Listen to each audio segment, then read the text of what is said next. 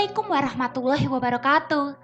Hai Sobat Horor, kali ini aku bakal ngelanjutin cerita dari Acep_Saeb88 yang berjudul Impian Pupus Sang Pengantin. Gak usah basa-basi lagi, langsung aja kita mulai. Masih di malam yang sama di rumah Pak Ramijan, kejadian serupa terulang lagi. Saat hendak memulai aktivitas suami istri, Isah dan Ramlan kembali diganggu oleh wajah keduanya yang berubah menjadi seperti kakek-kakek dan nenek-nenek. Seperti sebelumnya, mereka berteriak-teriak ketakutan hingga keluar dari kamar.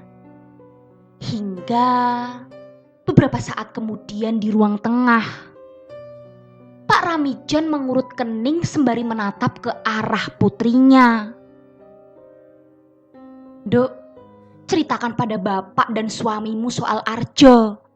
Bapak baru dengar tentang hubunganmu dengan laki-laki itu," ujar Pak Ramijan membuat Isah terkejut.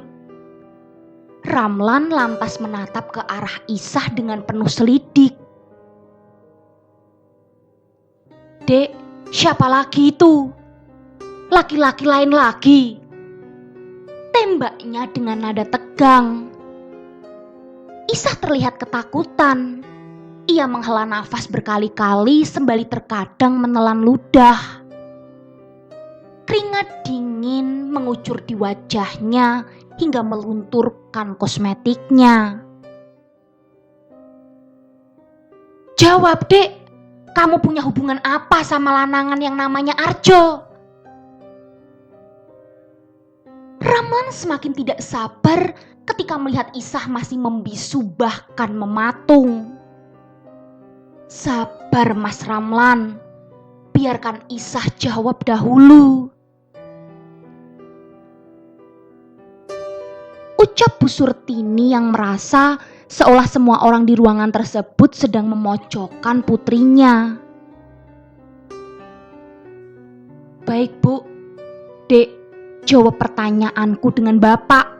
Aku gak akan marah dengan apapun yang akan kamu ceritakan," tukas Ramlan memelankan intonasi suaranya. Isah menghela nafas beberapa kali hingga kemudian ia berbicara. "Aku dulu sama Mas Arjo pernah berpacaran. Kami bahkan sempat saling setuju untuk melangkah ke jenjang yang lebih serius. Namun kejadian itu membuat saya memutuskan untuk meninggalkan Mas Arjo. Agar saya terhindar dari dia, maka saya setuju untuk menikah dengan Mas Ramlan." Isah berhenti berbicara sejenak. "Kejadian apa?" tanya Rizal yang turut berada di sana. "Mas Arjo mengkhianatiku. Dia selingkuh, bahkan berbuat mesum dengan perempuan lain. Setelah itu dengan entengnya dia meminta maaf setelah saya tahu perbuatannya. Tentu saja saya tidak mau memaafkan. Saya tinggalkan dia. Saya pun menikah dengan Mas Ramlan dengan harapan Mas Arjo tidak lagi mengejar-ngejar saya," tutur Isah seraya terisak saat mengingat masa lalu yang menyesakkan dadanya itu. "Begitu rupanya. Kenapa kamu tidak pernah cerita, Dok, bahwa Arjo itu pernah menjadi pasangan harammu?" tukas Pak Ramijan. Isah hanya menunduk, tidak berkata-kata lagi. "Besok Bapak akan mengundang Pak Adhar kemari. Semoga saja beliau bisa membantu kita. Bukan tidak mungkin apa yang kalian alami adalah karena ulah jahil orang yang dendam sama kamu, Dok," kata Pak Ramijan. Keesokan harinya, tepat pada pukul 9, Pak Adhar telah tiba di rumah Pak Ramijan. Di dalam rumah, ia tampak mengitarkan pandangannya sambil manggut-manggut. "Rumah ini sudah berapa lama berdiri, Pak?" ujar Pak Ramijan. 20 tahun yang lalu, Pak." "Memangnya kenapa, Pak? Apa ada hubungannya dengan apa yang anak dan mantu saya alami, Pak?" tukas Pak Ramijan sembari bertanya. Pak Athar menggeleng.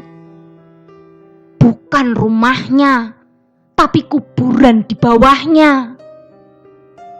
Sontak perkataan Pak Athar membuat semua orang yang berada di sana terkejut. "Apa? Di bawah rumah ini ada kuburan? Bagaimana mungkin, Pak? Tanah ini saya beli dari warga sini juga. Awalnya di sini adalah perkebunan cengkeh. Makanya ada cukup banyak pohon cengkeh di sini," tukas Pak Ramijan dengan nada kaget.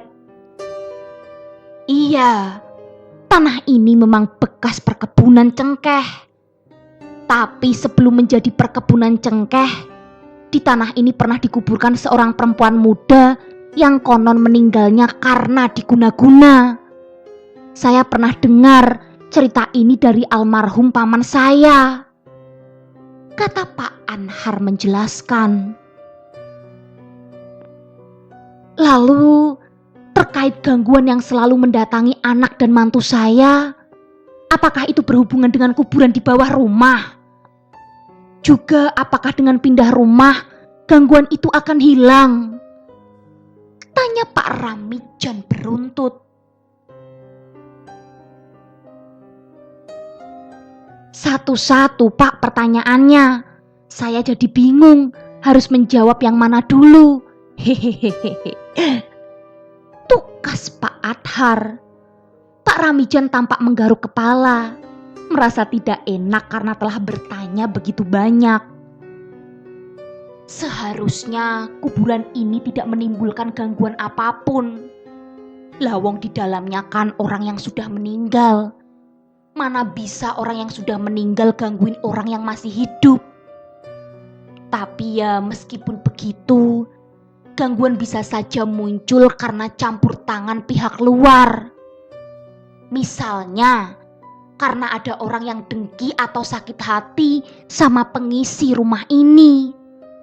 Maka adanya kuburan itu semakin memberi dia peluang untuk menjahati penghuni rumah ini. Papar Pak Athar panjang lebar. Gangguan itu juga tidak akan hilang meski seluruh penghuni rumah pindah tempat tinggal sejauh apapun jaraknya. Jadi yang bisa kita lakukan adalah berusaha meminimalisir gangguan serta tidak lupa terus berdoa. Sebagai langkah awal saya akan membacakan ayat-ayat suci Al-Quran hingga maghrib tiba. Kenapa harus maghrib? Karena saya harus mengajar ngaji anak-anak di pondok. Apalagi nanti malam saya juga ada janji dengan Pak Kiai Junaidi, tambahnya. "Terima kasih, Pak. Tidak apa-apa meski hanya sampai maghrib. Semoga gangguan ini segera berakhir," tukas Pak Ramijan. "Pak Kiai, saya mau tanya, bagaimana kalau seandainya nanti malam adalah puncak dari gangguan ini? Soalnya kami sudah 2 malam mengalami hal yang sama. Di malam yang ketiga mungkin akan sangat buruk." "Bukan saya sok tahu, tapi entah kenapa firasat saya mengatakan itu," ujar Ramlan membuat semuanya menatap ke arahnya dengan heran. "Saya juga merasa seperti melihat almarhumah ibu saya sedang menunggu saya di alam sana." Kata-kata Ramlan barusan sukses membuat semuanya terkejut. "Mas, jangan berbicara seperti itu. Jangan membuat saya, bapak, ibu jadi khawatir, Mas," sergah Isah merasa ngeri dengan kata-kata Ramlan. "Nak Ramlan, Apapun yang terjadi, suka tidak suka, mau tidak mau, jika itu memang yang harus terjadi, apa boleh buat. Terkadang yang baik tidak selalu menang. Tukas Pak Ramlan membuat Isah dan Bu Surtini melihat ke arahnya dengan sengit. "Bapak bicara apa sih? Bisa-bisanya ngomong seperti itu," sergah Bu Surtini dengan kesal. Pak Adhar tampak mengerutkan kening sesaat setelah mendengar kata-kata Pak Ramijan.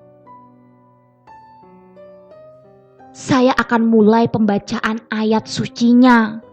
Terlebih dahulu saya akan berwudu. Di mana kamar mandinya, Pak?"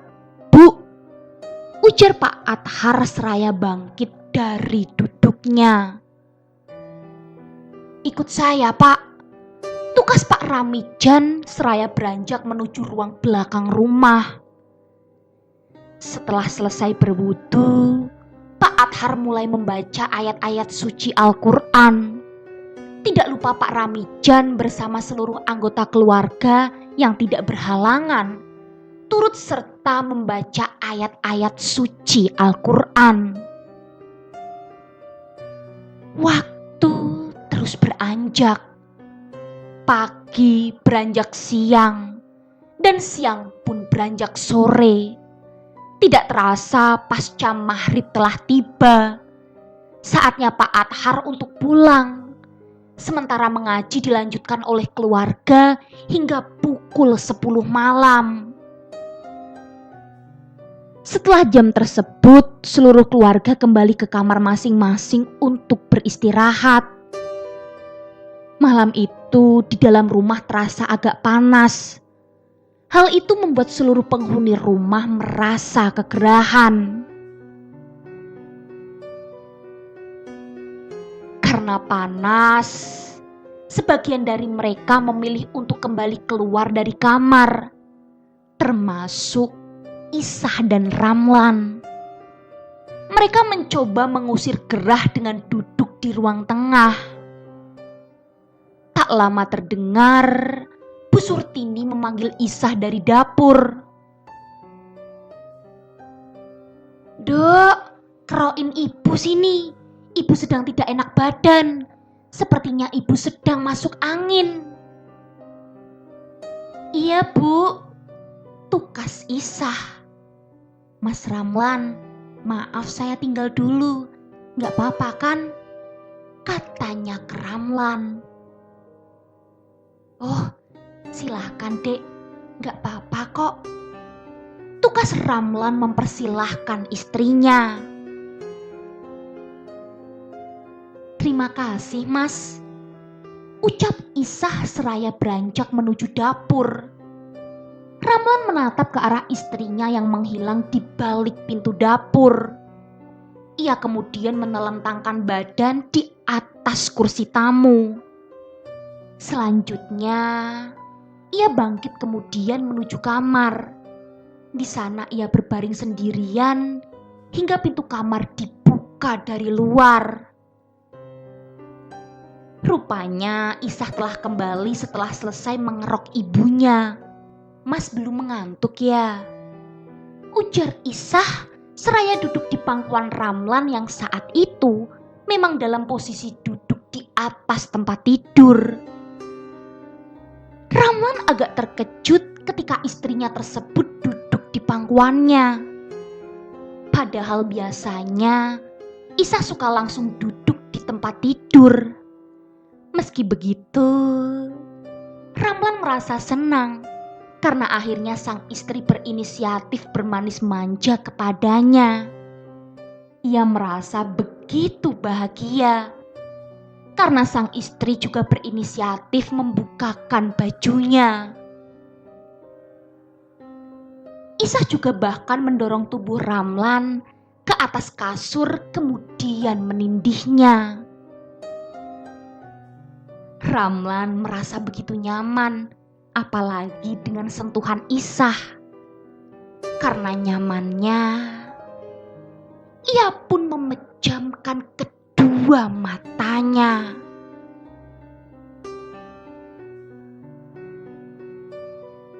Gimana sobat horor? Penasaran kan dengan perubahan sikap Isah ke Ramlan?